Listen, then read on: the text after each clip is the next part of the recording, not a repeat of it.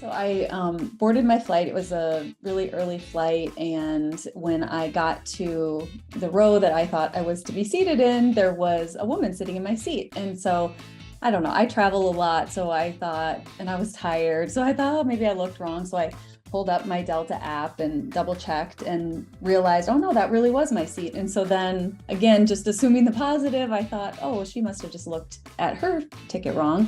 And I said, oh, I'm sorry, but I think you're sitting in my seat. And she said, I was so surprised by what she said, because she said, oh, you want to sit here?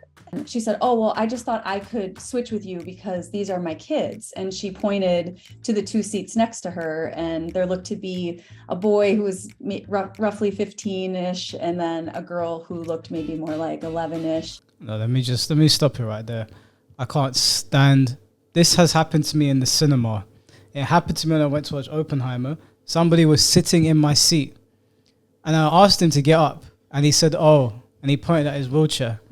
I was like, nobody. I booked this seat, okay? If you're in a wheelchair, do you want to lead off, actually? I don't know where I sit with on this for a minute. I want to watch the full video. This shit pisses me off. It really pisses me off. I think the way she's approached it is wrong. She could have more so been like, hey, do you mind if I sit here just so I could be next to my kids? And the woman might have been like, sure, go for it. Or she might be like, nah, book this seat, you can't sit here. And then by all means, you've got no leg to stand on because that's what you've booked. If there was no other options and she had no choice but to book a seat that wasn't next to her kids, then what can she do? It's okay for her to ask, but it shouldn't just be, you can't just take someone's seat and just be like, oh, you want to sit here? Like, well, yeah, I booked the seat. But I just think it's the way you approach situations. You know, as humans, you should be able to communicate. I think, personally, what she should have done is she should have sat in her seat and kept her mouth shut until this woman came over, and then turned around to her and said, hey, my kids are sitting there. Is it okay if we switch? If she says no, hold the L, turn around and shut up and enjoy the flight. If she says yes, then cool. But to sit in somebody's seat and go, oh, you want to sit here? Like, what planet were you born on? Yeah, it's not the attitude. Are you dumb? You've already set me off. Like, if someone said that to me, I'd just be like, no, you're not sitting there. I don't care what your medical condition is, okay? You can park it at the door. Don't give a shit. Because you started it like that, we're going to end on bad terms now. No, I just booked this seat for the fun of it. I paid for that seat so you can park your fat ass in it. But I just think it is, context is everything here. Like if I've booked a seat specifically because it's, say, for example, a seat with extra leg room and I wanted to be a bit more comfortable and someone else just took it, I'd be like, nah, mate, I paid extra for this. Whereas if it's just a seat and it's not a big deal, then, and it's to help somebody out who wants to be next to their kids, fine. But for example, when I go on long flights, I'm having the window seat. No questions about it. I'm having the window seat. And if it's like a 12 to 14 hour flight and someone wanted to take that seat, I'm sorry, it's non-negotiable for me unless you had the best reasoning ever, because I'm going to sleep and I need that window to sleep. I don't like the window seat. I like the aisle seat. Nah, fuck that shit. Where are you resting yourself? Because if I need to get out, I don't need to push past everyone. I'm not also, bothered. I don't like looking out the window. Also, if you've ever been on a plane with me, I'm sitting there like this. Like tensed up the whole time. And then when it's over, so dramatic. when it's over, I'm like, okay, we've touched ground. Nah, me, I'm chill on a plane. Like, I like looking out the window, looking at the views. I like sleeping on the window. If I need to go toilet, excuse me, please. No, I don't want to say excuse me. Move. And then you have to Get away, bitch. and then you have to get up because you're sitting on the aisle seat, whereas no one's disturbing me to go toilet. See, work smarter, not harder. Unfortunately for the people that sit in my row, if you need to go toilet, you're gonna hold it. Because you fall asleep sitting like this. Yeah.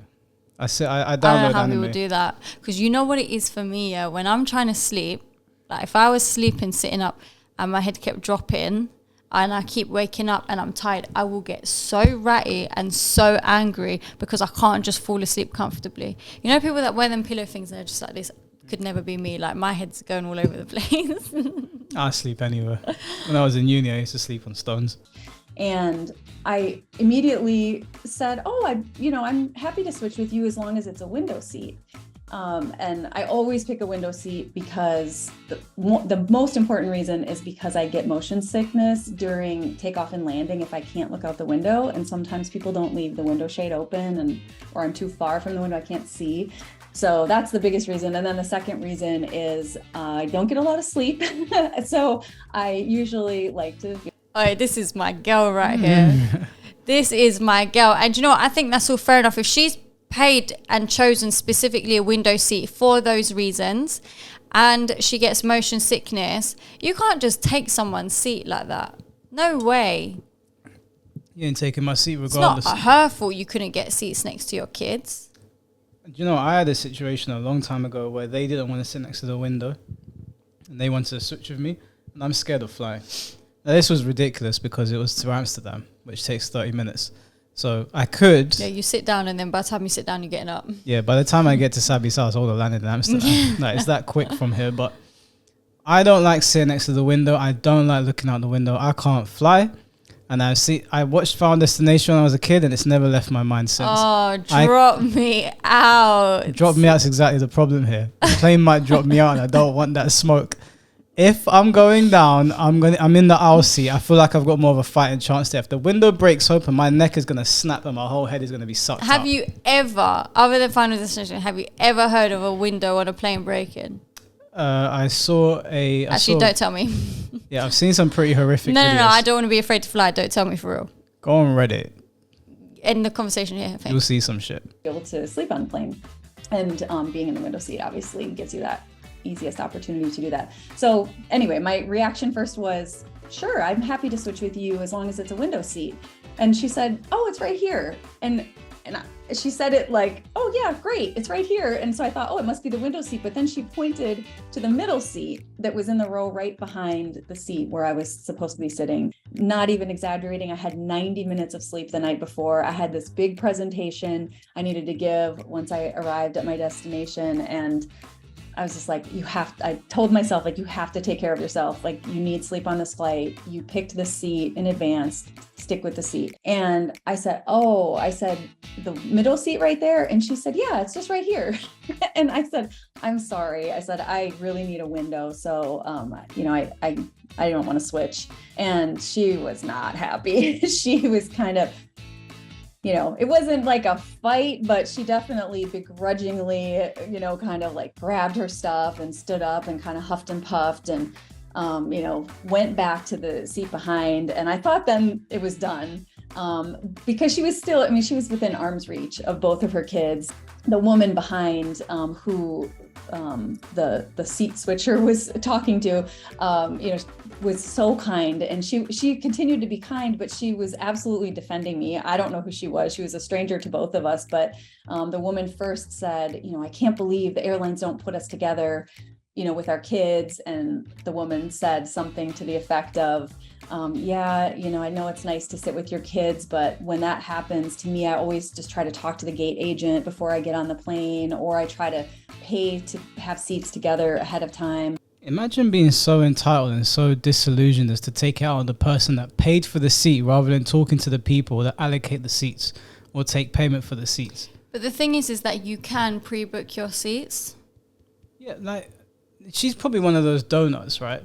That books it last minute and then wonders why they've got shit seats. Or some people don't want to put, because you have to sometimes pay to choose your seats, and sometimes people don't want to pay for that, but they just hope that when they get there, they'll get put together. I hate that. If you've got kids, you should be paying to be with your kids. Yeah, like, don't just expect stuff. Don't think because you're a mother or a father, I'm just going to give you my seat. You ain't my problem. I don't give a shit about your kids. You can sit on one end of the flight for all I care. If I paid for a seat, I'm not giving you my seat. Well, you're going to give me a very, very good, compelling reason other than you want to sit next to your rugrats. On my flight that I took this year, I paid £80 just to secure the seat that I wanted. £80? £80.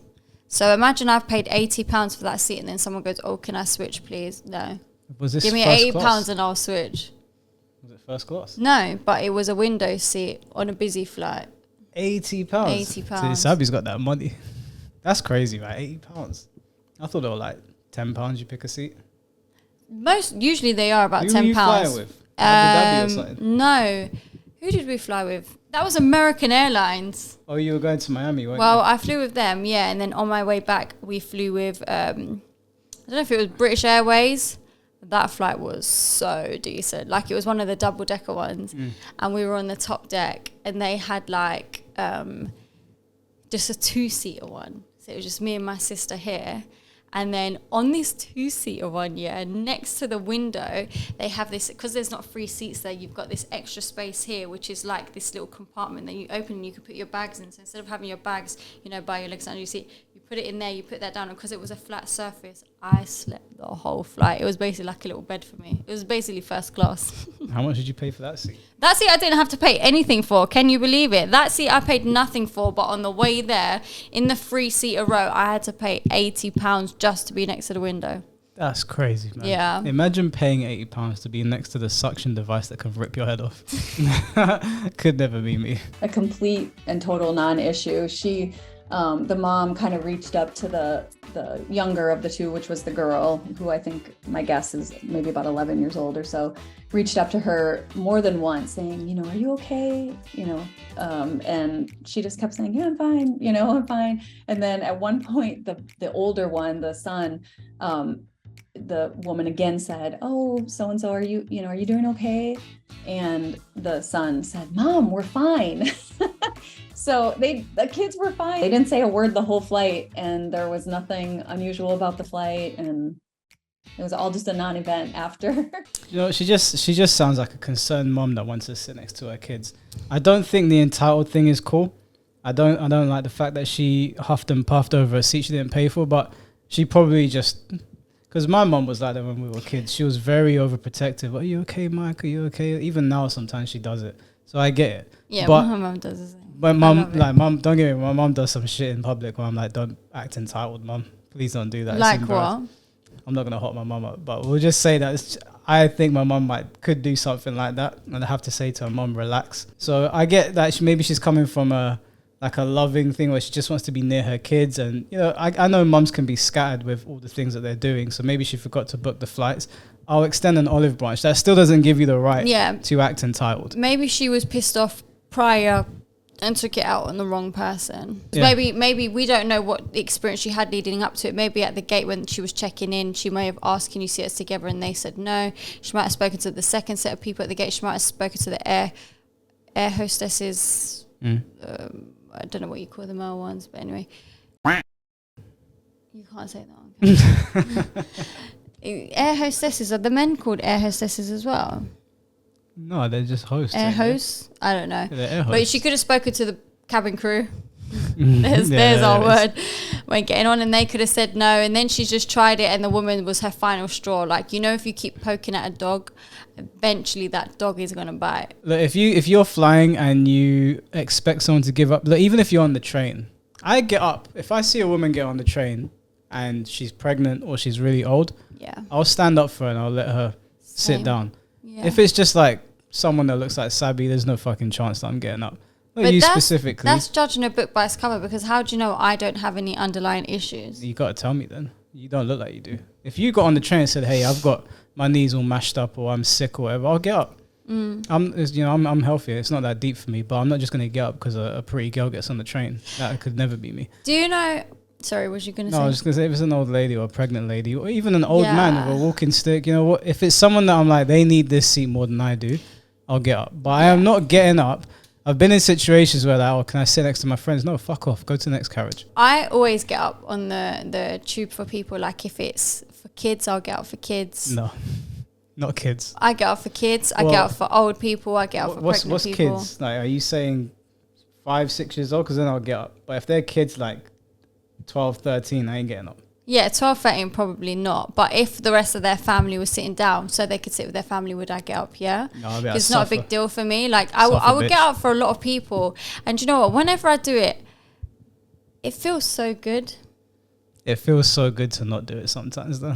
No, I've never not done it. Look at the despair on their face. Couldn't bring myself to do it. Like, even just people who are a bit older than me that aren't necessarily elderly, but they're just like, I don't know, someone like my mum or dad's age, like, I would still do it. I got up the other day and there was an old black dude, and like he wasn't like old, but he wasn't walking properly. It was like Scott, he was walking over and I saw him, I was like, reminds me of my dad. Let me get up for him. Even sometimes when I'm driving, I like being that car that gives way to people. I don't mind giving way, but what I won't give way to is, you know, when you get those pricks, they've just come out of Asda and they pull out into the road even though you haven't given them way, and they're kind of looking at you like, I'm already halfway. You're gonna let me go? No, I go around No. them people. I ain't letting you I go. go out of my way to go around. If you've like forced it upon me, don't force yourself upon me. But usually there's like times where, like, you know, when you're going straight and then there's people who are waiting to go to the road that's like that. Yeah. Yeah, like I will stop, I will let 10 go in a row. I don't care about the cars behind me. Like, yeah, go. Like, you know, when you stop and you have to let all the sheep cross. No, I bumped into something like that not too long ago on the way to the gym. Yeah. I was stuck behind them. It had to be me. I couldn't be the car just in front, so I could have left. Everyone's coming out of Netto's or whatever it's called, £1 shop. Just letting everyone, I'm like, bitch, I need to get to that treadmill. Like, move. You know, when you have a set time, like if you're going to the gym, you've got a set time to be somewhere. I get to the gym every day by 4:15. It's already 4:15. I'm stuck behind this girl. She's just letting everyone just go. because you're rushing, that doesn't mean the world revolves around you.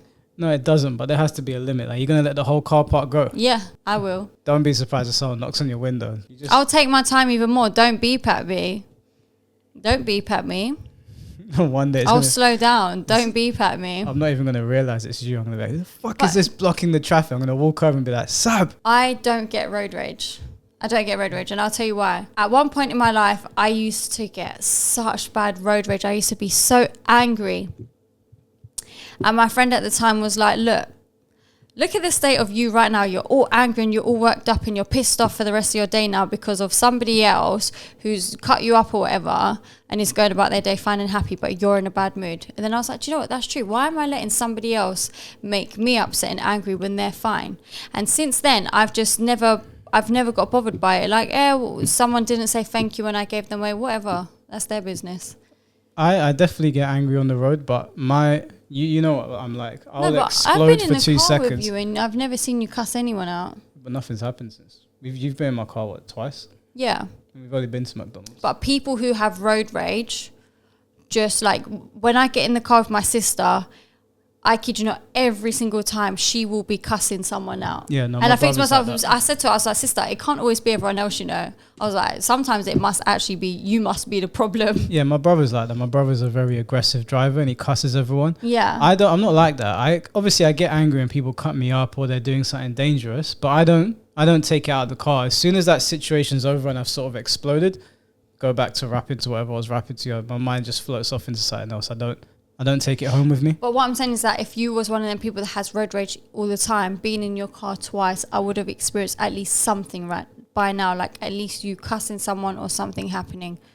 Because like I said, if you get in the car with my sister one time, you will hear it. I don't have road rage. I get angry, but I don't have. My dad has road rage. My dad drives on the opposite side of the road sometimes. My dad has really bad road rage. Yeah, and the worst thing is, almost every single time it has been my dad's fault. Almost every time. Do you tell him? Or Yeah, I'm like, Dad. tell him? No, I tell him straight. I was like, that was you. Does he get pissed off at you? Yeah, he gets mad at me. I'm like, I'm sorry, but you can't drive like that and expect people to not get scared. Like, he thinks my dad used to be into like rallying in Africa. He used to be a rally driver and he did motocross for a long time. So he thinks he's still on the dirt path. He's coming around. I'm like, Dad, are you crazy? This isn't GTA. And then he gets angry at them. And I'm like, we're not in Uganda, Dad. You can't do those things here. This is the UK. We have the laws here. There's cameras. But I've had moments where I'm in a hurry and then I'm getting pissed off at every car for everything, but it's not their fault that I'm in a hurry. But like my sister, my mum and my dad, oh my God, when these lot are in the car, if the light turns orange and the car in front is not moving, these lot are holding their hand on the horn like, go, what are you waiting for? And I'm just like, chill. What's the rush in life? Like, I will sit there, light will go green, someone's still sitting there for about 10 seconds. I'll wait patiently. And then if it gets to a point where they're not moving, then I'll do a little beep. Yeah, do you know what? The ones that kill me the most is the people that do it, but they're not really fighters. So I'm like, if that person stops their car now and gets out the car, exactly what are we going to do? Everyone's brave in their cars, yeah. Yeah, and I say it because my dad's not really a fighter, right? My dad's a very like gentle person. Mm-hmm. And every time in the car with him, I'm like, if that person gets out of the car, what do you think is going to happen here? My dad's gentle and calm. He'll fight back. I just don't know if he'll win. So obviously I'm in the car with him. I've now got to fight the crazy Londoner that probably has acid and a machete on him. I'm just like, look, we're going to get from point A to point B. Relax. It's okay. Everything is calm. It's okay. It's okay. How did we were talking about plane Yeah, I don't even know how we got there. digressed big time. But it's cool. Let us know if you've got road rage. Yeah. Or like Let's if know your someone, best road rage story. yeah, if someone has taken your seat at the cinema, on a train, on a plane, wherever it might be, even a bus. Yep. Let us know if you would give up your seat for somebody in that kind of situation. I give up my seat for Halle Berry. If you paid £80 for it. Halle Berry got on the train. I wouldn't. You wouldn't give up for Halle Berry? I wouldn't give up my seat for Michael B. Jordan. I wouldn't give up my seat for anyone unless they needed it. If Halle Berry was injured, I'll give up my seat for her. If she was pregnant, I'll give up my seat for her. But if she just walked on as normal Halle Berry, no, why am I giving you my seat for? If I give up my seat to Halle Berry, then when she gets off and no one's looking, I'd be like... No, I'm That is the joking. creepiest thing I've ever heard you say in my whole life. Halle Berry's going to see this and fucking call the police. No, I wouldn't do that shit. That's crazy.